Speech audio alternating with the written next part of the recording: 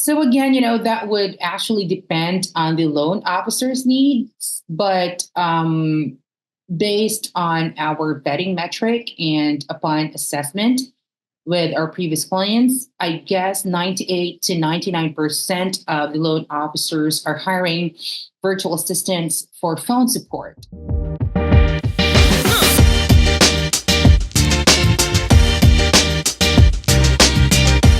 Hey, everybody. Welcome back to Loan Officer Growth Podcast.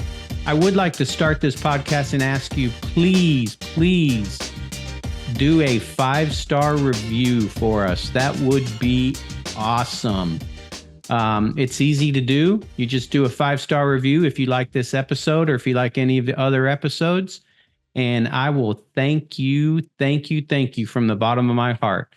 Hey, Gerard, today we have Gerard as a guest, and we are going to ask Gerard questions on what are the most asked questions that loan officers ask us when they're thinking about hiring a virtual assistant. How are you, Gerard? Yes, I'm great. Hello from the Philippines, and thank you again for having me, Richard. You're it's welcome. Nice to be back. Yes. Awesome to have you. So we're going to talk a little bit today about some of the most frequently asked questions. Loan officers ask a lot of questions when it comes to hiring a virtual assistant because, most loan officers have never hired a virtual assistant. So there's a lot of questions, a lot of not sure how to start and not sure what they can do for you and how we can train them and things like that. So let's just start off with what can a VA do for you as a loan officer? So again, that would actually depend on the loan officer's needs, but based on our vetting metric and upon assessment with our previous clients, I guess 98 to 99% of the loan officers are hiring virtual assistants for phone support. And phone support that, it's a wide array of responsibilities under phone support that could be appointment setting calls with realtors. It's either warm or cold. Warm meaning, those realtors are actively working with the loan officer.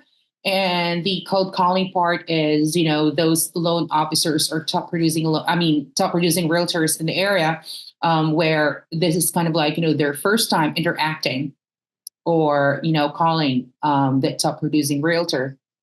And apart from realtor appointment setting calls, they can cover call tasks like for home buyers, regardless if it's present, it's new, or it's past. So that's kind of like the spectrum of calling home buyers that is not just really exclusive to, one specific set of leads. So they could act as a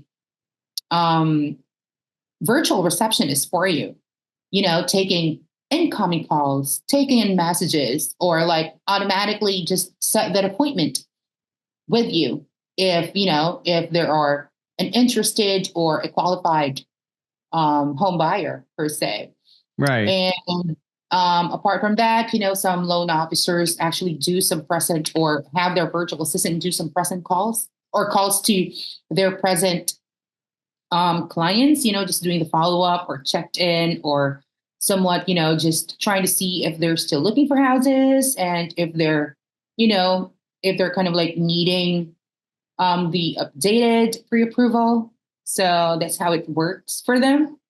And for past client database, under it, it's not just, updating their contact on file, just checking in with them as well.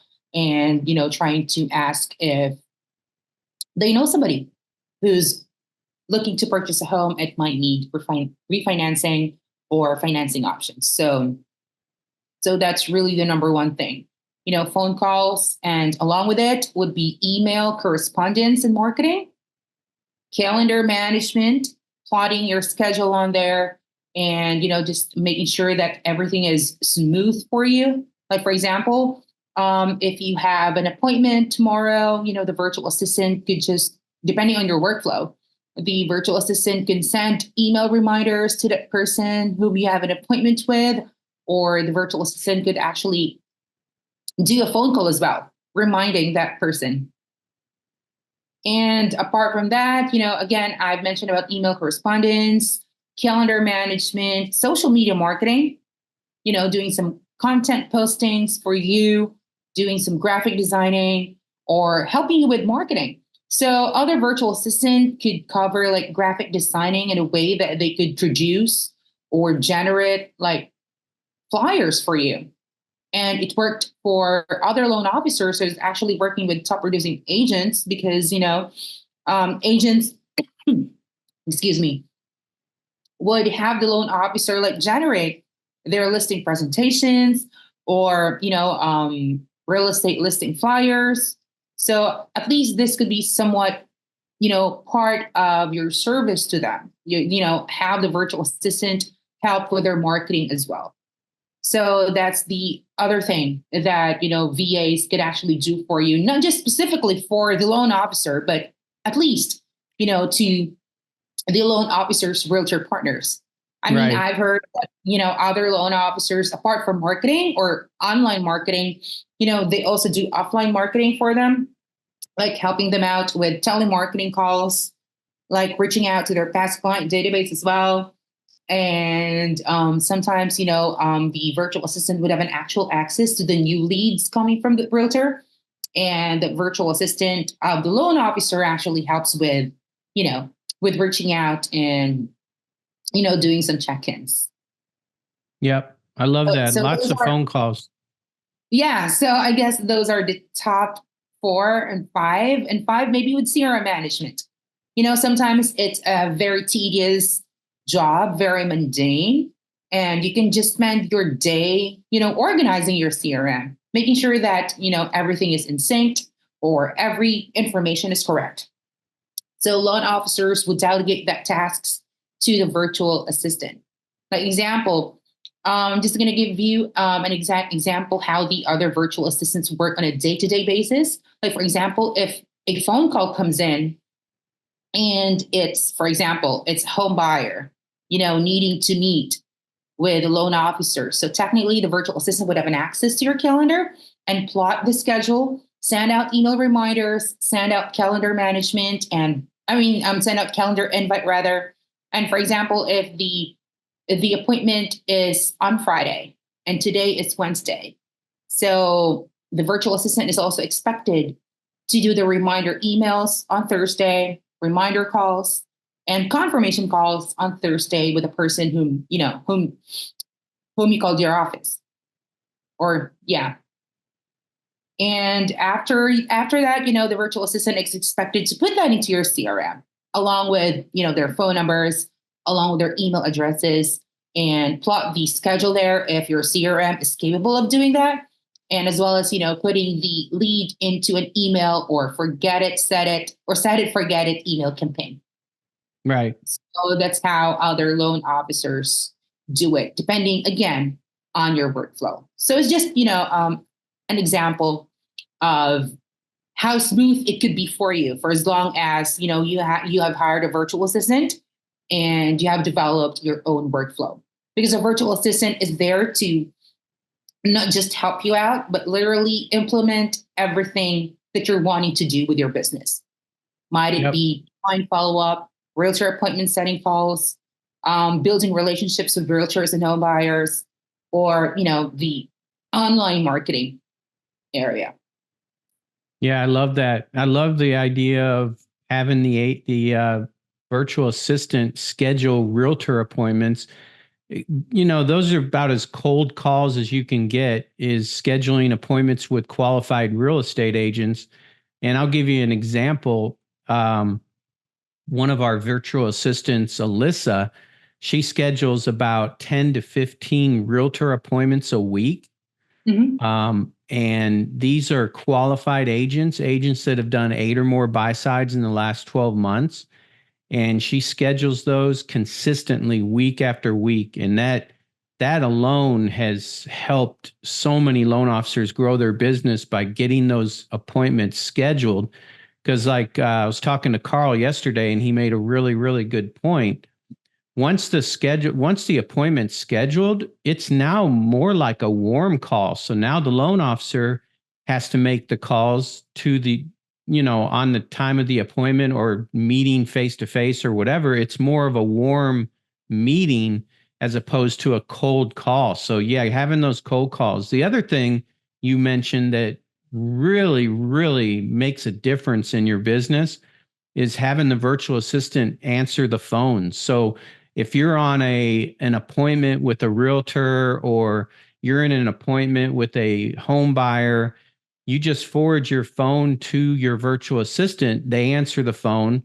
They schedule appointments for the people that are calling in, or they can take messages, but they can also schedule the appointment and have access to your calendar, like you said. And that's just a game changer. Yep. That's awesome. We could have the whole episode just on what a virtual assistant can do for you. So that brings me up to another question that's frequently asked. And that is, well, what about my virtual assistant? Will they have an accent? Not necessarily, but that is purely subjective. I mean, here on our end, we hold high standards in terms of the English language. And again, we outsource our candidates here in the Philippines, which is, English is our second language. So English is our, medium of instruction since grade school. Yep. So everybody here is sort of like, fluent in speaking in English. But in terms of the accent, again, most of our candidates, or 98% of our candidates here, came from call center, because, call centers are big here. And somewhat, they have developed emulating the American accent. So then again, this is something that we make sure that the candidates or the virtual assistants that we endorse have, neutral accent at least. Yeah. And I wanted to add, like, my virtual assistants on the team right now make a lot of outbound phone calls. They take incoming phone calls. Nobody knows they're in the Philippines. They think they're in the office right next to me. I've even had realtors show up at the office to talk to one of my virtual assistants, and they didn't even realize they weren't in the office. So yeah, it's amazing how well spoken and articulate the virtual assistants are. So that's pretty cool. So, and we also understand, Richard, we also understand the gravity of it. Like, for example, we've had a client from Montana, and it's not really diverse there. So the client was very specific that at least, we could hire somebody of a neutral accent, or who could mimic, the American accent. And so we did. Yep. Yeah, that's amazing. And some people want a assistant that has a English accent. So that works really well. I thought that was kind of different. I tried that before. So what another big question that we have a lot is, how do I train my virtual assistant? So training a virtual assistant is somewhat just talking to any other people virtually. So there's a lot of resources online. You can actually do Zoom. It's a perfect platform for you guys because, I guess, you can do screen sharing on Zoom. You can record your training sessions on Zoom. So at least a virtual assistant have something to go back to if in any case there would be any confusion or questions at all. And apart from that, I guess, all training videos are available online right now if you're a part of MMA. And then, there are training videos. What we did before is, or other loan officers do is, give the virtual assistant access to the website and access to the videos. And then, the virtual assistant could self-study. That's a great part of hiring a VA as well, because we are expected to be self-reliant. So it's not like you have to sit down with us and do the training. The virtual assistant could do the training on their own and in their own pacing, for as long as, you set a deadline. Yeah, I was gonna say the same thing, that all of the VAs that I've hired in the past, they've trained themselves. So if I want them to know what I need them to do in regards to, let's say, my CRM, they'll train themselves on the CRM and actually become an expert on it, where they're better than I am with it. And then they come up with ideas on how to implement the CRM even better. So yeah, they, like you said, we only hire people that are very self-reliant, that know how to train themselves and know how to become experts. That's a great point. And actually, Richard, that's the atmosphere or the work situation in the virtual assistant industry. That the virtual assistant it would be reliant and would be self-taught. And that's a great part about as well, because we train virtual assistants too. So Right. we help our clients, train their virtual assistant. At least it will be a smooth transition for both parties. Right. Well, why don't you elaborate on that? Yeah, so we actually do the training mainly on the DSP, or the daily success plan. So with this daily success plan, again, there are Monday calls or realtor appointment calls. There are pre-approved calls. There are past client database. There are other present client calls, right? So basically, our team is responsible with the scripting, with the call practice or mock calls. So this is all aligned with how MMA is teaching through their website as well. So most of our resources are from MMA plus scripting. At least we can send out, or resources will also be sent out to the virtual assistant and to you guys. So at least you're in the loop as to what's learned by the virtual assistant and where you can fill the gap. But we're basically covering, the DSP, the scriptings, the mock calls, the email scripts, and also call shadowing. So call shadowing is when the virtual assistant listens in the background of an actual DSP call. That could be like call to a home buyer or call to a realtor. So totally depends. Okay. So with your service, you also do the training. Mm-hmm. What do you do? Like, let's say I'm a loan officer and I want to hire a virtual assistant in the Philippines, but it's very complicated to figure out how to do that and how to find the right person. Let's just break it down, what Remote Assistant Scout does for the loan officer. Mm-hmm. So Remote Assistant Scout is a boutique firm of recruiting and placing virtual assistants. And our main niche is mortgage and real estate. So just a background, I've been a mortgage virtual assistant myself for 5 years prior to venturing out into this business. So I basically know the ins and outs of, working as a virtual assistant in the mortgage industry. And the best part here is, because sometimes it's a tedious part, right? Of finding a virtual assistant. So we do all the legwork for you.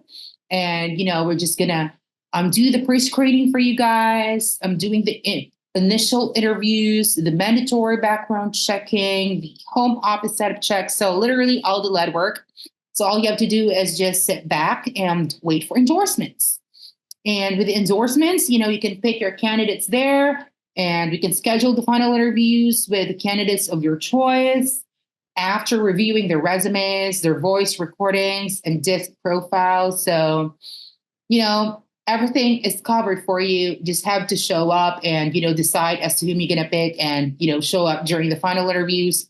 And after hiring a VA, so our team can also come in and do the comprehensive 12-hour DSP training with a virtual assistant. Because then again, Nice. not all virtual assistants are experienced in the mortgage industry. Another good thing about us is that we have a pool of talent who had been working with other loan officers who have had DSP experience. Right. So the virtual assistants may or may not need training at all. So Very cool. Very cool. So for a strategy call, remoteassistantscout.com, and they can speak with Gerard or myself yeah. or Omar for a quick strategy, just to kind of see if that's a good fit for you as a loan officer. So, wow, that's it. Time flew by today, and we didn't talk about half the questions. So we're going to have to do another episode with additional questions. Yeah, can't wait. But if you have any burning questions, definitely sign up for a strategy call. Again, go to remoteassistantscout.com. All right, Well, thank you so Gerard. much. Okay, again, that's remoteassistantscout.com, and one of our team members will reach out to you and schedule your no obligation virtual assistant strategy call, and just discover the options of hiring a VA, how practical it would be for you, and how a VA could give you the freedom from your business while boosting it. So Nice. Well said. Thank you, Gerard. thank you for today.